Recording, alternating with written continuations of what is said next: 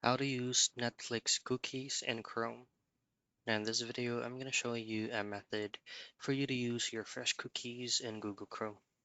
So first is of course open up Google Chrome and then head into Netflix.com's official website and have it on standby.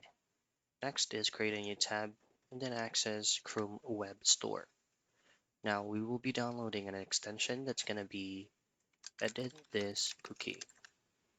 Now you're going to have to add this extension onto your Google Chrome, which is going to be edit this cookie v3. And once you've successfully added it, simply copy and paste your fresh cookies and then go back to the Netflix domain, access the specific add-on or the extension that you downloaded earlier, and then paste it under the value box.